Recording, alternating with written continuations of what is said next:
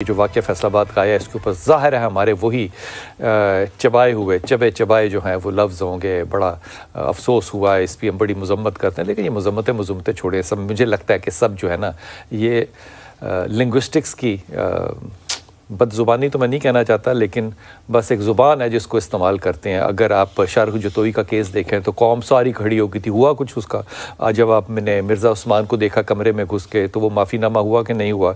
जब आपने नूर मुकद्दम के केस में ज़ाहिर शाह का मुकदमा देखा तो अभी तक आपने देखा कि उसको सज़ा हो गई। कांजू जिसका जिक्र जो है वो लाहौर की इंतहाई अहम जगह कैवलरी ग्राउंड में जिसने केक ले जाते हुए भाई बहन के लिए केक लेके जा रहा था, बच्चा जो है उसकी बर्थडे का, उसकी सहेली को देने उसको मार दिया। उसका क्या बना?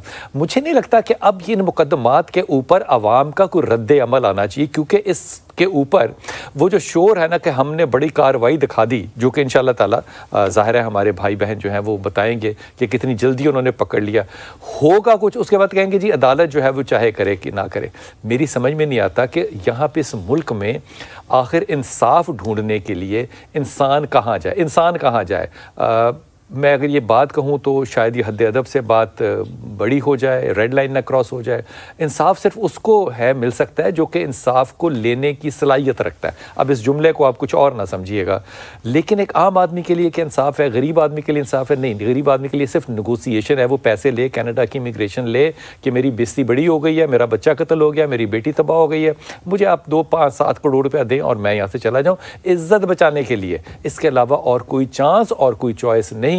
ये इंसाफ से लड़ने वाले जो हमारे वकला हज़रात हैं, मैं इनको भी ये मशवरा दूंगा कि लड़ के जो है वो उम्र ख़त्म होगी, सिर्फ गिल्ट ही ख़त्म होगा कि हमने तो अपना हिस्सा डाला। होना कुछ नहीं है, क्योंकि अगर होना हो तो फिर क्रॉस द बोर्ड कोई तब्दीली आपको नज़र आनी चाहिए, जो फ़िलहाल मुझे 75 सालों में नहीं आई। मुझे तो ये भी नहीं समझ में आती कि इतने मलून किस्म के मुजरिम को, मैं जनाब शेख दानिश साहब की बात कर रहा हूँ, उसके मुंह पे कपड़ा डाल के पुलिस लेके जा रही है। भाई उसके मुंह पे ऊपर कपड़ा डाल के किससे बचा रहे हो तुम उसकी शक्ल को? मैं ईमानदारी से कहता हूँ कि ये कमाल बात है। और कमाल बात है कि जब आप पुलिस का वो देखते हैं पोर्टफोलियो सोशल मीडिया पे, तो वो जो खातून है जो यहाँ पे मौजूद थी, माहम शेख जो है, उसके चेहरे को ब्लर करते हैं, लेकिन बाकी जो लड़की जो विक्टिम है उसके चेहरे को ब्लर नहीं करते। बहरहाल जो भी मामलात हैं वो अपनी जगह पर हैं। हमारे साथ इंतहाई मोहतरम अली वकार साहब हैं। अस्सलाम वालेकुम सर। वालेकुम अस्सलाम। अली वकार, आपकी उम्र से 20 साल पहले से शुरू कर लें तो तब से हम भी इसी झगड़े में पड़े हुए हैं कि इंसाफ कब इस मुल्क में देखेंगे, नज़र नहीं आ रहा। रबिया बाजवा, अस्सलाम वालेकुम। लड़ लें और कितना लड़ना है, समझ से बाहर है कि कितना लड़ें। खुदा की कसम, वो जो फैज़ पढ़ते थे ना हम किम्स के ऊपर चढ़ के माल रोड के ऊपर, अब लगता है हमने शायद वक्त ज़ाया किया, क्योंकि इंसाफ जो है वो फैज़ के कलाम से हमें कम अज़ कम नहीं मिल सका। SSP ऑपरेशंस जो हैं फैसलाबाद के मोहम्मद अफजल साहब इंशाअल्लाह वो साथ होंगे। सिकंदर हयात जो कि वकील हैं खतीजा के, जो कि विक्टिम है इसमें, वो होंगे। राना अखलाक साहब जो कि वकील हैं शेख दानिश साहब के, वो हमारे साथ होंगे। लेकिन यूसुफ चीमा हमारे रिपोर्टर जो हैं समा के, उनसे बात शुरू करते हैं। इसका अहाता बात का कर लें, स्टोरी का कर लें, अभी तक का मुकदमा देख लें कहाँ तक पहुँचा है, फिर इसके बाद इंशाअल्लाह ताला SSP साहब से बात करते हैं। जी यूसुफ, थोड़ा सा इसका पेश मंजर, पस मंजर और अब तक के जो हालात हैं वो बताइएगा कि क्या सूरत हाल हुई। देखिए बिलाल भाई, ये इब्तदाई तौर पर अगर बात की जाए केस का रिपोर्ट होने की तो 16 तारीख यानी 16 अगस्त को ये केस रिपोर्ट हुआ, जिसके अंदर ये कन्फेस किया गया कि 9 अगस्त यानी 10 मुहर्रम वाले दिन जो है ये अफसोसनाक वाक़या सामने आया, जिसके अंदर खातून जो है उसको अगवा किया गया। अगवा करके अपने घर पर ले जाकर जो है उसको बुरी तरह से तशद्दुद का निशाना बनाया गया। फुटेजेस सामने है जिसके अंदर वाज़ेह तौर पर देखा भी जा सकता है कि खातून को बुरी तरह से तशद्दुद किया जा रहा है। ना सिर्फ तशद्दुद किया गया बल्कि उसके बाल तक जो है वो काट दिए गए। उसके बाद खातून जो है वहाँ से रहा होती है और पुलिस जो है जैसे ही वीडियो सामने आती है उसका मुकदमा दर्ज करने के बाद जो है एक्शन लेती है, भरपूर एक्शन लेती है और फ़ौरन जो है मुलजमान को गिरफ्तारी शुरू कर दी जाती है। अब्तदाई तौर पर जो है मरकज़ी मुलज़म और उसकी मुलाजमा समेत जो है 5 लोग जो है तकरीबन गिरफ्तार कर लिए जाते हैं और गिरफ्तारी के बाद ट्रायल शुरू हो जाते हैं। अगर हवाले से बात की जाए इसी मामले के ऊपर, एक तरफ मुकदमा पुलिस के, देखें पुलिस के पास जो FIR रजिस्टर्ड है उसके अंदर उस जो माहम नामी खातून है उसको मुलाजमा डिक्लेयर किया जाता है कि ये हमारे घर की मुलाजमा है और मुलाजमा डिक्लेयर किया जाता है। लेटर ऑन वो खातून जो है वो इस चीज़ का कन्फेस करती है कि मैं भी शेख दानिश की बीवी हूँ। वो कुछ ऐसे डॉक्यूमेंट सामने ले आती है कि मैं भी शेख दानिश की ही अहलिया हूँ और इसी घर से मैं उस घर में रह रही हूँ। तमाम अभी जब कुछ मजीद डेवलपमेंट हो रही है तो उस खातून का भी एक निकाह नामा जो कि फ़हीम नामी एक शख्स के साथ जो पुराना नज़र आ रहा है दोबारा से सामने आना शुरू हो गया कि वो खातून पहले से शादीशुदा है जो कि शेख दानिश के साथ शादीशुदा होने का क्लेम कर रही है।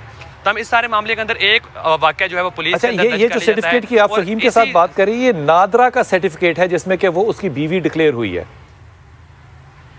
जी बिल्कुल, उसके अंदर ये फ़हीम के साथ जो है हो ही नहीं सकती कि वो फ़हीम की बीवी है। जी अच्छा, ये बताइए कि इस वक्त जो है मुकदमा कहाँ तक पहुंचा है और इसकी अभी तक की डेवलपमेंट क्या है? देखें, मुल्ज़मान जो है तमाम के तमाम जिस्मानी रिमांड पे हैं। खातून जो है उसका जुडिशल रिमांड चल रहा है, तफ्तीश जारी है। मगर इसके साथ साथ जो एक इंपॉर्टेंट बात यह है कि इसके साथ साथ इसी वाक़े का एक मुकदमा जो है FIA के अंदर भी दर्ज कर लिया जाता है। FIA में दर्ज मुकदमे की जो वक़ूए के दिन बताए जाते हैं वो बिल्कुल अलग बताए जाते हैं। जैसे कि यहाँ पे 9 तारीख बताई जाती है पुलिस को कि पुलिस के पास कि 9 तारीख को ये सारा इंसिडेंट पेश आया, जबकि FIA के पास इस सारी चीज़ों का जो दिन है वो 8 तारीख बताया जाता है कि 8 तारीख को ये चीज़ सामने आई है। इसके साथ साथ सोशल मीडिया के ऊपर उस खातून कुछ कन्फेस करती है कि मुझसे गलती हो गई है, मुझे माफ़ कर दिया जाए। उसके सोशल मीडिया हैंडलर के ऊपर कुछ इस तरह के स्टेटस जो है अपलोड किए जाते हैं कि शेख दानिश साहब मुझे माफ़ कर दें, मुझसे गलती हो गई है। नीचे 5-6 लड़कियों का नाम लिखा होता है कि ये हम ग्रुप हैं और हम लोगों से गलती हो गई है, आप में से यूसुफ चीमा, आपकी क्या कोई बात हुई? क्योंकि हम आपसे दरख्वास्त की थी कि आप इस बच्ची से बात करें या इसकी वालदा से, तो खुद आके अपना मुकदमा जो भी पेश करना चाहते हैं करें, कि खतीजा खुद आना नहीं चाहती? देखिए, 12 दफ़ा खतीजा को रब्ता करने की कोशिश की है, उसके वकला के साथ भी रिक्वेस्ट की गई थी काइंडली उसको एक दफ़ा सामने लेके आया जा सके, मगर खतीजा किसी भी फोरम पर आके बात करने को तैयार नहीं है। अलबत्ता एक दफ़ा FIA के ऑफिस के बाहर उसको और रोक कर उससे बात करने की कोशिश की, मगर वहाँ पे भी उसको कोई सवाल करने की इजाज़त नहीं थी। उसके वकला और उसके सो कॉल्ड भाई जो उसके साथ वहाँ मौजूद थे, उन्होंने हमें कोई एक भी सवाल नहीं करने दिया। उन्होंने यूट्यूबर्स को तो बेइंतहा इंटरव्यूज दिए हैं, 2 तो मैं सुबह देख कर आया हूँ। एक चैनल को भी उन्होंने, लाहौर के एक चैनल को भी इंटरव्यू दिया है। देखिए, यूट्यूबर्स को घर पर बुला के जिस तरह से इंटरव्यू दिए जाते हैं वो आप बेहतर समझती हैं, क्योंकि रेटिंग को बढ़ाने के लिए, अपने काम को आगे चलाने के लिए, क्योंकि जहां पे सच दिखाया जाना है वहां से भागा जाता है, जहां से सवाल किया जाता है वहां से भागा जाता है कि यहाँ पे कोई ऐसा सवाल, ऐसी बात अभी तक इनसे, इनके वकील से 12 दफ़ा एक ही सवाल आप भी पूछेंगे कि भाई चीमा आप मेरे साथ रहिएगा।